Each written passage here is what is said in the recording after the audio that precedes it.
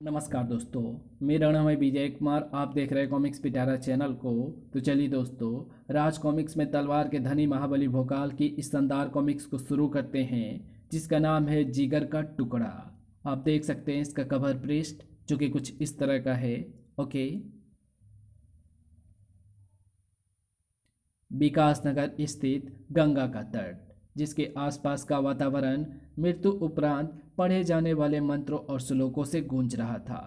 प्रजावासियों के हुजूम के साथ महाबली भोकाल भी यहाँ मौजूद था, अपनी पुत्री लक्षा के शव को अपने हाथों में उठाए।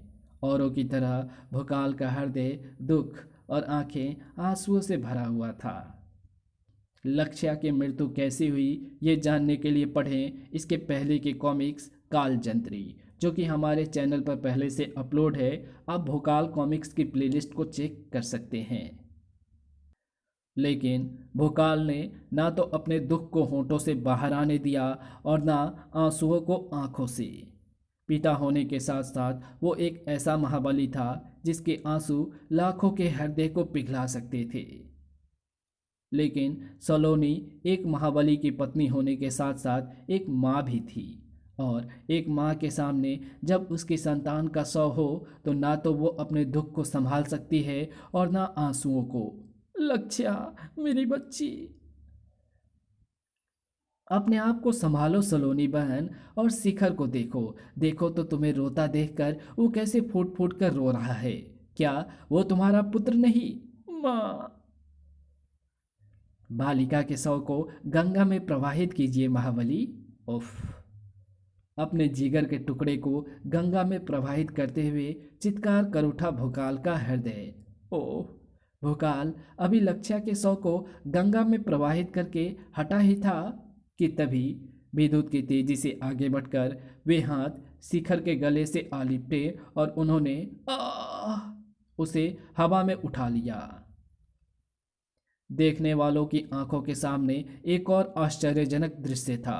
ओह नहीं, लक्ष्या का शव जीवित हो गया और अद्भुत ढंग से बढ़े उसके हाथों ने शिखर को जकड़ लिया है। हे ईश्वर, ये क्या चक्कर है? ये भूत प्रेत का चक्कर है। भागो, मैं इसे भी अपने साथ लेकर जाऊंगी। भोकाल तेजी से लपका। छोड़ो इसे। उफ।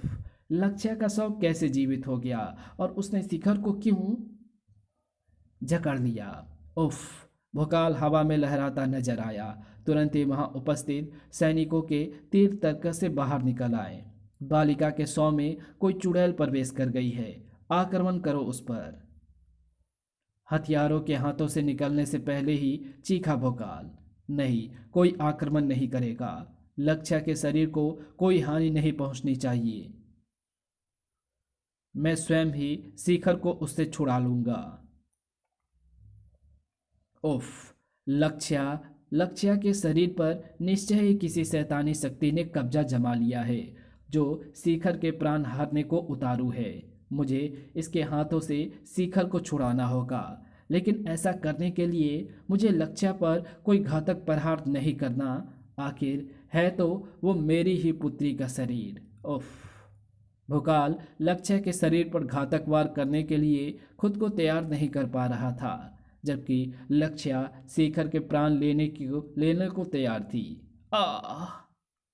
लेकिन उसकी वो तैयारी उन बाणों ने पूरी नहीं होने दी। खच खच। लक्ष्य के शैतानी हाथों से शिखर को छुड़ा लिया था उन बाणों ने, और उन बाणों को छोड़ा था सलोनी ने। शिखर रूपसी का ही नहीं, मेरा भी पुत्र है। उसे कोई खरोच भी डाले, ये मुझे कतई स्वीकार नहीं। साएं। इस बाण के साथ लक्ष्य का शरीर निर्जीव होकर गंगा की गहराइयों में जा डूबा। धप। अगर सलोनी आगे ना आती तो शायद महाबली शिखर को इतनी जल्दी ना बचा पाते।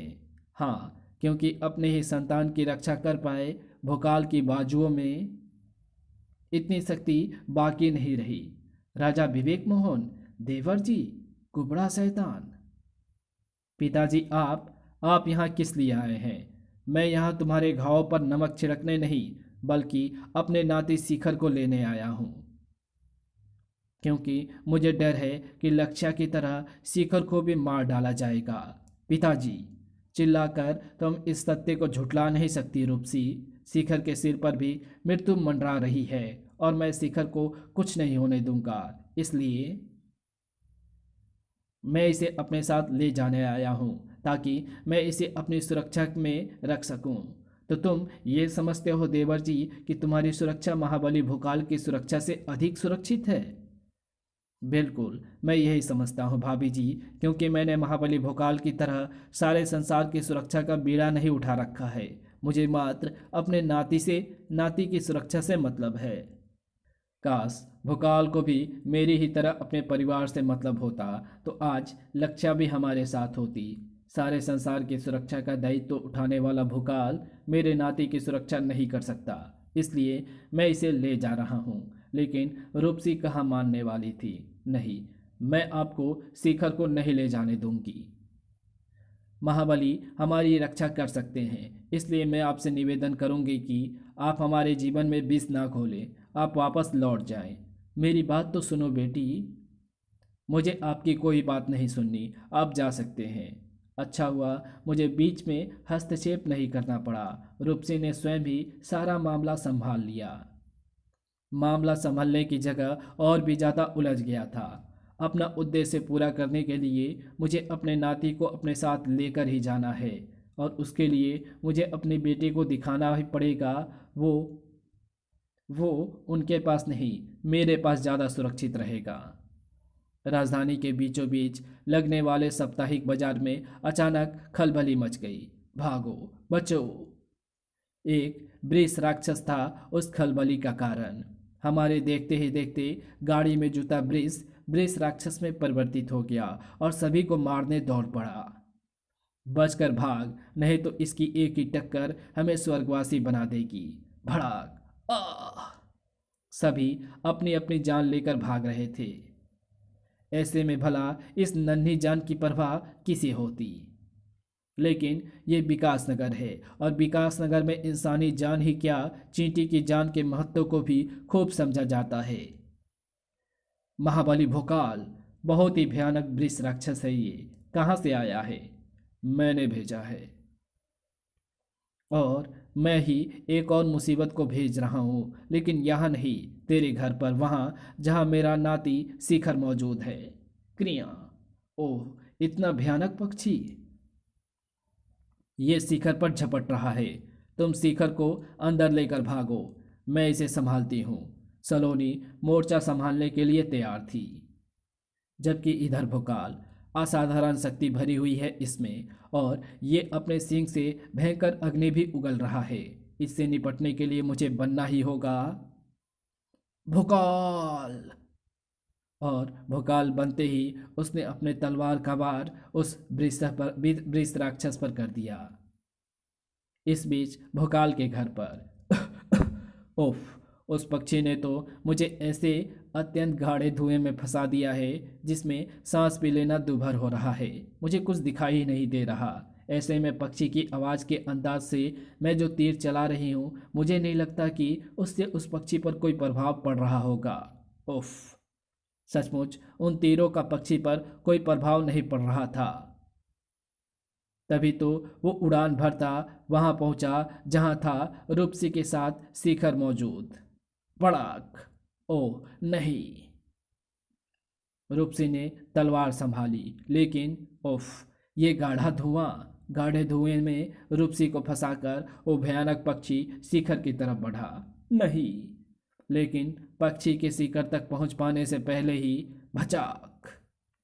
एक किरण ने पक्षी के चिथड़े उड़ा दिए और वो किरण उस कुबड़े शैतान के हाथों से छूटी थी जो शिखर का नाना था। पिताजी, आप सही समय पर पहुंचा हूं, जबकि तुम्हारा महाबली अब आ रहा है, जिसने एक वृष राक्षस से कुछ लोगों के प्राण बचाने के लिए अपने पुत्रों के प्राणों को संकट में डाल दिया था। ये सब आपने किया? बिल्कुल, तुम्हें ये दिखाने के लिए शिखर की सुरक्षा मुझे सर्वोपरि है, भोकाल को नहीं। क्या अभी भी तुम अपने पुत्र को, अपने जिगर के टुकड़े को मेरे साथ नहीं भेजना चाहोगी? नहीं, अभी भी नहीं, कदापि भी नहीं। ठीक तभी वहां हस्तक्षेप करने आ पहुंची रानी मोहिनी। अब तो तुम्हें अपना विचार बदलना होगा रूपसी। राष्ट्र सुरक्षा को सर्वोपरि मानने वाला भोकाल सचमुच अपनी पुत्र की सुरक्षा पर ध्यान नहीं दे सकता, और तुम दोनों को लक्ष्य के मूर्ति मृत्यु के दुख ने बेहाल कर दिया है। इसलिए शिखर को देवर जी के साथ भेजना उचित है। और फिर देवर जी तुम्हारे पिता और शिखर के नाना हैं। एक पिता एक नाना अपनी पुत्री और नाती का अहित भला कैसे सोच सकता है?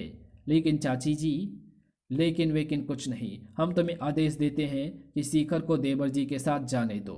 महारानी का आदेश भला कौन टालता? अगर मैंने रानी मोहिनी को भी अपने अदृश्य सम्मोहन तरंगों में ना फंसाया होता तो वे मेरे पक्ष में कभी ना बोलती, और अगर वे ना बोलती तो। इस कहानी को यहीं समाप्त करते हैं और इसके आगे कहानी पढ़ेंगे इसके पार्ट 2 में। तो मिलते हैं इसके दूसरे पार्ट में, तब तक के लिए बाय। अगर आपको ये वीडियो पसंद आई हो तो इस वीडियो को लाइक शेयर कमेंट ज़रूर कर देना।